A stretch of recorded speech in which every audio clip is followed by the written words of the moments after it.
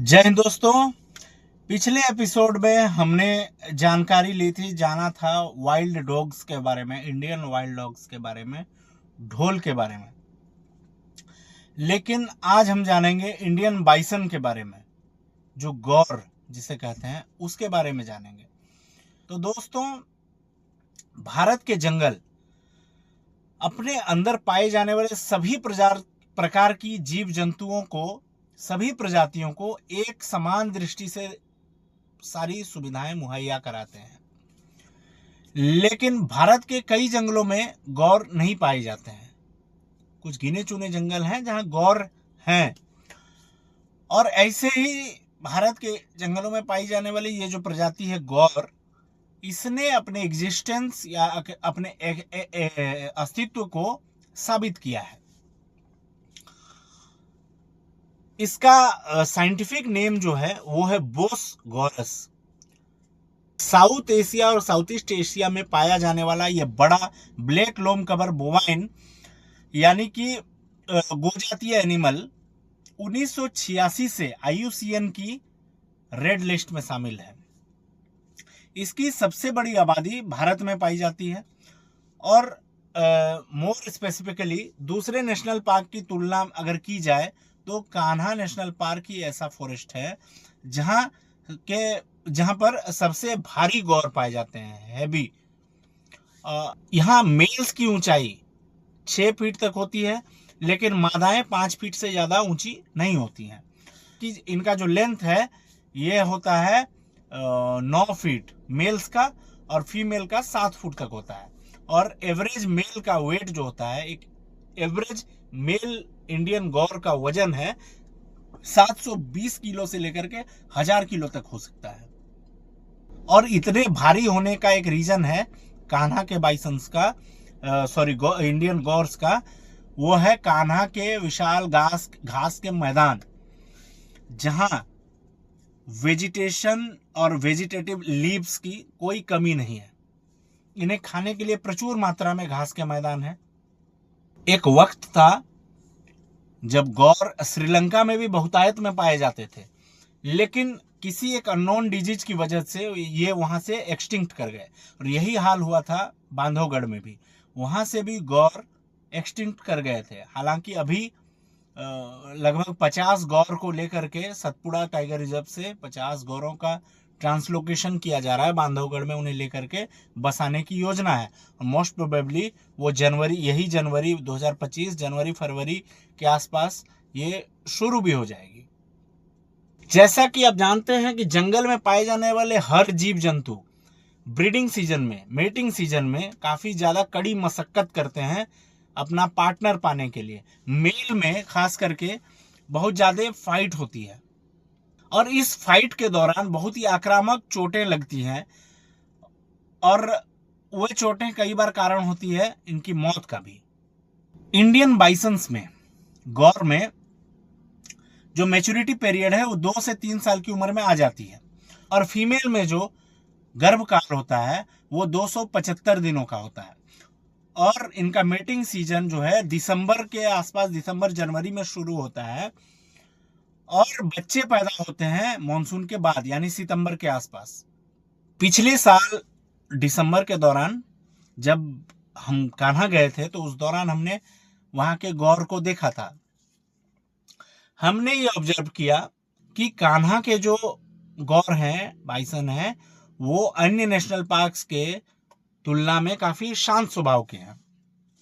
यहाँ mating season के दौरान भी मेल्स में ऐसी आक्रामक लड़ाइयां नहीं होती हैं। जनरली बाइसन्स में क्या होता है कि मेल थ्रू आउट द ईयर अकेले रहना पसंद करते हैं, और इस दौरान जब वो अकेले होते हैं तो उस दौरान वो इंसानों पर या किसी भी जानवर पर वो काफी गुस्से में रहते हैं। वो हमला करने की स्थिति में हमेशा तैयार रहते हैं जब नर अकेला होता है। और चूंकि ये इंसानों के हस्तक्षेप को पसंद नहीं करते हैं, इसीलिए वो इंसानों के बीच अपना खौफ बनाए रखने के लिए उन पर कई बार बीच बीच में आक्रमण, हमला करते रहते हैं। कान्हा में इस तरह की कई चीजें, कई बार ये ऐसी बाइसन्स के हमले रिकॉर्डेड है। वहां के फॉरेस्ट गार्ड से जब हमने बात की तो उन्होंने बताया कि हमें बाघ से उतना डर नहीं लगता है जितना दो और स्पीसीज से लगता है। एक तो है बाइसन, दूसरा भालू। बाइसन के हमले काफी ज्यादा होते हैं वहां। 1990 तक सींगों, हड्डियों और चमड़े की अंतरराष्ट्रीय बाजार में व्यापार के चलते इनका शिकार बढ़ रहा था और ये गौर एक्सटिंक्शन की कगार पर आ गए थे। इनकी जनसंख्या में तेजी से गिरावट दर्ज की गई थी। फिर कंजर्वेशन के उद्देश्य से बहुत सी समितियां एक्टिव हुई। इंडियन बाइसंस CITES यानी convention on international trade in endangered species की लिस्ट में भी शामिल है, जिसका मोटो है इंटरनेशनली इनके शिकार पर लीगली लगाम लगाना। और इनके कंजर्वेशन के लिए CAGR भी किया गया है, यानी cryo conservation of animal genetic resources, जिसमें यदि गौर पॉपुलेशन एक्सटिंक्ट होने की कगार पर पहुंचती है तो जेनेटिक मटेरियल के मदद से इसे रीइंट्रोड्यूस किया जा सकता है। इंडियन बाइसन जनरली 8 से 10 के ग्रुप में रहते हैं। 8 से 10 के ग्रुप में रहते हैं। कभी कभी इनका ग्रुप थोड़ा ज्यादा भी बड़ा हो जाता है, 40 से 50 के ग्रुप में भी ये दिख जाते हैं कहीं कहीं पर।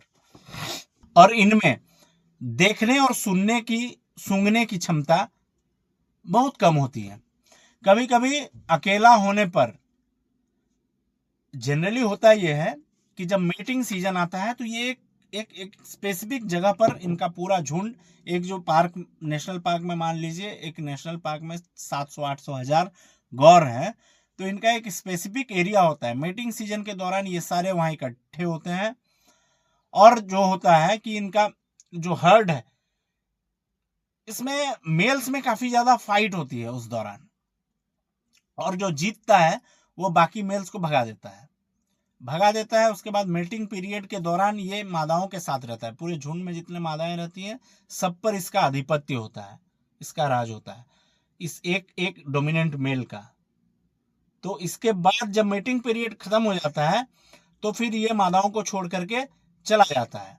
और इनमें एक ऐसा पीरियड आता है जब बुढ़ापा आ जाता है इनका, ये मेटिंग के लिए एलिजिबल नहीं रहते हैं मेल्स, तब फिर ये परमानेंटली झुंड को छोड़कर चले जाते हैं, एकाकी जीवन बिताते हैं।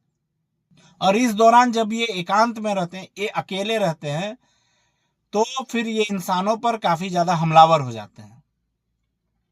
साफ सफाई में आगे रहने वाले इन बाइसंस में एक और खास चीज देखी गई है कि ये दूसरे मवेशियों द्वारा खाए गए घास को मुंह नहीं लगाते हैं। इंडिया में जितने भी बाइसंस पाए जाते हैं, तो ऐसा कहा जाता है कि कान्हा में जो बाइसंस पाए जाते हैं, इंडियन गौर, वो जेनेटिकली सबसे ज्यादा हेल्दी और पूरे प्योर ब्रीड के गौर हैं, कान्हा के जो गौर है। मध्य प्रदेश के कान्हा नेशनल पार्क में 2003 में इनकी संख्या, इंडियन गौर की संख्या केवल 279 थी, जो आज 2024 में द इंडियन एक्सप्रेस की रिपोर्ट के मुताबिक 15,000 को पार कर गई है। इस बात से ये खुशी की बात है कि इनके कंजर्वेशन के एफर्ट्स व्यर्थ नहीं जा रहे हैं, काफ़ी अच्छा काम किया जा रहा है इनके कंजर्वेशन के लिए। इसके लिए सैल्यूट है कान्हा और अन्य दूसरी जगह जहाँ पर ये फल फूल रहे हैं, वहाँ के स्टाफ्स को, वहाँ की मैनेजमेंट को। इंडियन बाइसन जो है, बाइसन ऐसा है दोस्तों, एक अमेरिकन बाइसन होता है, उसमें और इंडियन बाइसन में फ़र्क है। आप यूँ समझिए कि जो अमेरिकन बाइसन होता है वो भैंस है, जो इंडियन बाइसन है ये गाय है। ये दोनों अलग अलग चीज़ें हैं हालांकि, लेकिन फिर भी जो इंडियन गौर है, इंडियन बाइसन है, इसकी और अमेरिकन बाइसन की अगर लड़ाई हो जाए तो यही जीतेगा, इंडियन गौर, इंडियन बाइसन ही जीतेगा, क्योंकि ये काफ़ी ज़्यादा मस्कुलर और ताकतवर होता है। यहाँ तक कि अगर अफ्रीकन बाइसन के साथ भी इसकी लड़ाई हो जाए तब भी यही जीतेगा। तो खैर, एक सबसे बड़ा कैटल जो है भारत के जंगलों का वो है इंडियन बाइसन, और इसके कंजर्वेशन के जो एफर्ट्स हैं ये काफ़ी अच्छे तरह, ये व्यर्थ नहीं जा रहे हैं, काफ़ी अच्छे तरह से ये फल फूल रहे हैं भारतीय जंगलों में। ये खुशी की बात है। तो आज के इस वीडियो में इतना ही, इजाज़त दीजिए मुझे। जय हिंद। और लाइक कीजिए, सब्सक्राइब कीजिए, प्लीज़ थोड़ा सपोर्ट कीजिए। Thank you so much. नमस्कार।